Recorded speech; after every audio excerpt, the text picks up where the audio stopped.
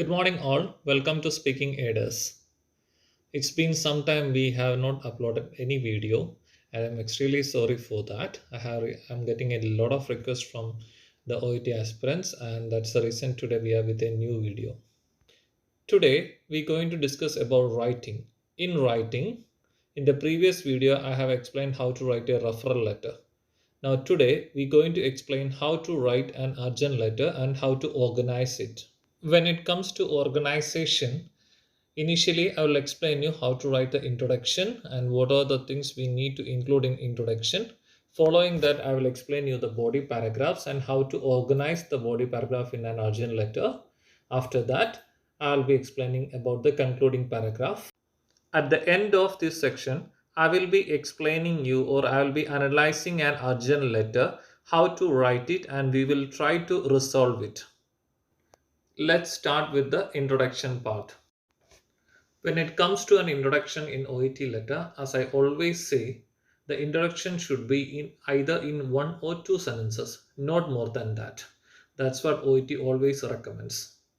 And it should or it must always include the purpose and the diagnosis of the letter. If you are missing these two important criteria, then there is no point in writing a letter. Because when an examiner having a look at your exam sheet, that's the first two things they will be looking for. So the most important part when you write an introduction is purpose plus diagnosis. If in case there is no diagnosis given, then you have to bring or you have to write down any chief complaints which they given. For example, in a question, if they are given that the patient is having chest pain and high blood pressure, then you can mention that who has persistent chest pain plus high blood pressure. In this video, in some areas, I'll be trying to explain in my local language too. So അതായത് നമ്മൾ introduction എപ്പോൾ എഴുതുമ്പോഴും ഒന്നല്ലെങ്കിൽ രണ്ട് സെൻറ്റൻസിൽ കൂടുതൽ നമ്മൾ എഴുതാൻ പാടില്ല. ഇപ്പോൾ ചില സ്റ്റുഡൻസ് ഉണ്ട് വലിച്ചു വാരി ഇങ്ങനെ എഴുതുന്നത്, അതായത് മിസ്റ്റർ എക്സ് ഈസ് ബി അല്ലെങ്കിൽ I am writing to request an urgent referral for mister X O Y. Then next സെൻറ്റൻസിൽ അവരുടെ ഡയഗ്നോസിസ് കൊടുക്കും, മൂന്നാമത്തെ സെൻറ്റൻസിൽ അവർ പർപ്പസ് കൊടുക്കും. അങ്ങനെ എഴുതേണ്ട ആവശ്യമില്ല. OET എപ്പോഴും പറയുന്നത് introduction should be crystal clear ആയിരിക്കണം. It should be either in one sentence or two sentences. എപ്പോഴും ഓർത്തിരിക്കേണ്ട കാര്യം നമ്മൾ പർപ്പസും ഡയഗ്നോസിസും കൊണ്ടുവരണം എന്നുള്ളതാണ് കേട്ടോ. Now let's look at an example. As you can see on the screen, I always recommend my students to write the introduction with the patient's, starting with the patient's name.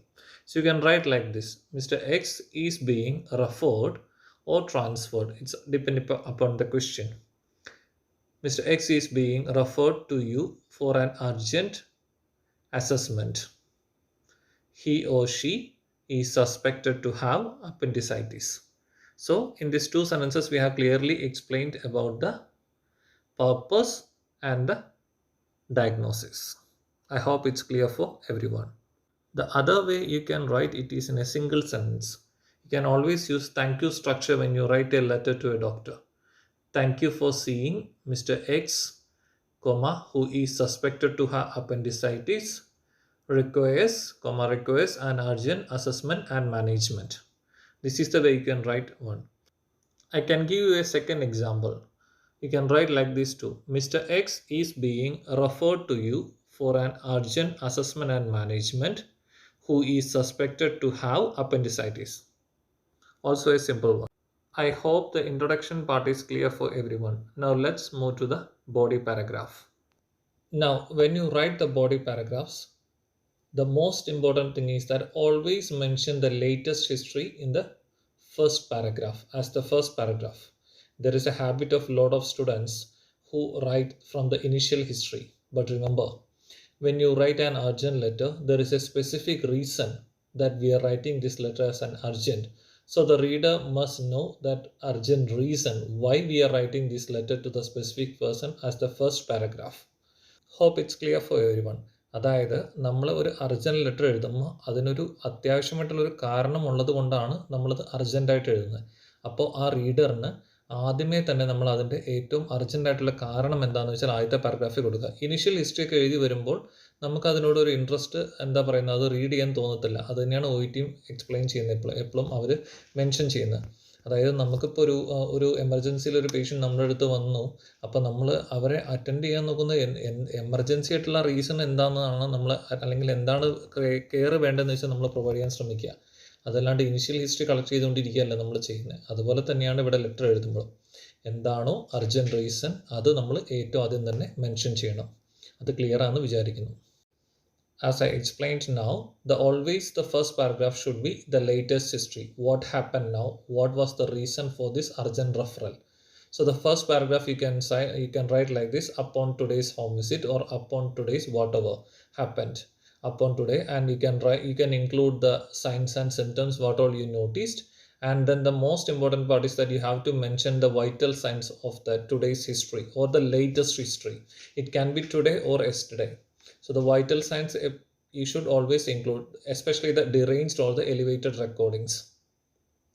അതായത് നമ്മൾ letter എഴുതുമ്പോൾ എന്തുകൊണ്ടാണ് നമ്മുടെ reason, അതായത് signs and symptoms എന്തൊക്കെ നമ്മൾ notice ചെയ്തു, അല്ലെങ്കിൽ വൈറ്റൽ സൈൻസ് മസ്റ്റായിട്ട് നമ്മളവിടെ മാർക്ക് ചെയ്യണം. In the second paragraph, you can include the initial history, or if it is a multiple visit question, then you can include all the multiple details, multiple visit details which was given in the question. Again, if it is relevant, you can include all the details, and you can also include any treatment, like how the condition was treated. All these things you can include in the second paragraph. And in the third paragraph, you can include the social history, past medical history, or the surgical histories. If it is really relevant. If it is a known case, then you can avoid them, and if it is an unknown case and if you still feel it is relevant, you can include them. Let's just summarize the body paragraph. As I explained, the first paragraph always mention the latest history. What is the real reason for this urgent referral, which can include the signs and symptoms, the vital signs. If it is deranged and elevated, you can definitely include all this data. Second paragraph, you can bring the initial history and how it was treated. And the third paragraph, if it is relevant, you can include the social history, past medical history, or the past surgical history. Hope it's clear for you. Concluding paragraph. So here, most of the urgent letters, there won't be any advices. 99% there won't be any advices. So there is no need of using any templates. You only can do the paraphrasing. I can give you an example. You can say your prompt intervention and appropriate treatment in Mr. X or Mrs. Y's condition would be appreciated. Or the second way you can write, I believe Mr. X or Mrs. Y would benefit from your urgent emergency assessment to diagnose his or her condition and for appropriate treatment. This is how you can write. There is no need to write kindly note or in light of the above. No need to write all this data. Just simply write whatever you can fill, or it would be appreciated if you could. The only thing you should always remember to paraphrase. In the introduction, if you're writing an urgent assessment, then you can write at the conclusion, you can write immediate assessment or immediate evaluation. Now, let's analyze a writing task. It's an urgent letter. The patient name is Maria Joseph. She is 39-year-old. The first date, the initial date is 10/5/2019. You can see here there are a few complaints like headache, nausea, blurred vision. No family history of migraine. Vital signs are provided here. You can see they are normal.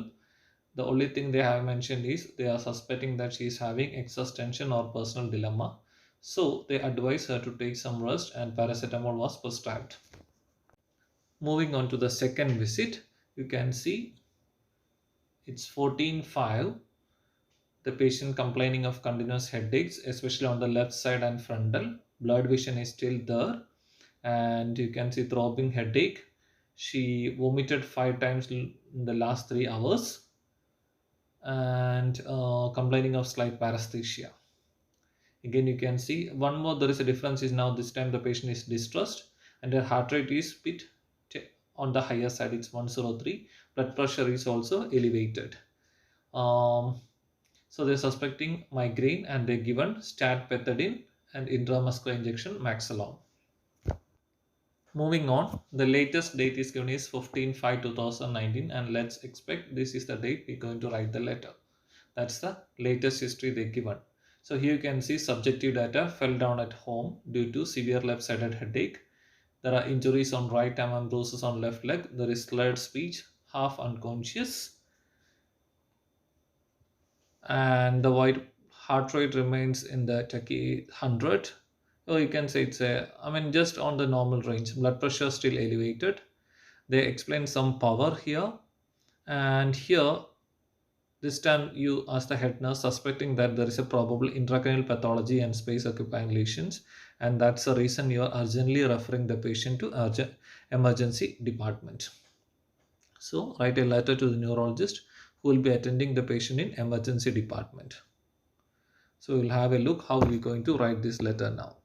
Now I'll be quickly explaining how to write this letter with introduction and body paragraph. So you can write the introduction like this. Miss Maria Joseph is being referred to you for an urgent assessment and management. Full stop. She is suspected to have intracranial pathology and space occupying lesions. That's one introduction. Or you can write, thank you for seeing Miss Maria Joseph, who is suspected to have intracranial pathology and space occupying lesions, comma, for your urgent assessment and management. That's how you can write the introduction. Now coming to the body paragraph, as I explained, you need to bring the latest history in the first paragraph. So you can mention, upon today's home visit, what all the signs and symptoms we noticed. What were we noticed? Miss Joseph was found to be semi-unconscious with a slurred speech following a fall due to severe left-sided headache. Additionally, what she has some injuries and bruises over the right and left leg. And you can write the vital on assessment. You find this blood pressure was this elevated and had 4 out of 5 extension and flexion of the left knee. That's it. That's about the first paragraph. Now the second paragraph, you can bring the initial history. Initial history, you can say Miss Joseph presented to hospital on 10 May with all the complaints: frontal headache, nausea and blurred vision. Second sentence, you can mention about the vital parameters were normal, so she was sent home to take proper rest and prescribed with paracetamol 500 milligram for the relief for pain. The reason was suspecting personal dilemma or tension. Now the third paragraph you can bring, Miss Joseph revisited on 14 May with the similar symptoms along with episodes of vomiting and slight paresthesia. On examination, she appeared to be distressed and her vital parameters remained elevated. You can write the third sentence as a possibility of severe migraine. Due to these factors, a possibility of severe migraine was considered and she was treated with statpethidine and intramuscular. You just always mention the dosage of statpethidine 100 milligram and intramuscular maxillon 10 milligram. Now you can close the letter. I believe Ms. Joseph would benefit from your immediate assessment to confirm a diagnosis and for appropriate treatment. This is how you can write an urgent letter. So always the latest history, what is the reason for the urgent referral, should be the first body paragraph. Following that, you can bring the initial history or any multiple visit which is relevant. Then if needed, you can bring the social or the past medical histories, and you can conclude the letter by paraphrasing. Thank you guys for watching this video, and please continue to watch our channel, and those who are watching for the first time, subscribe, and all the best for your exams. Thank you so much.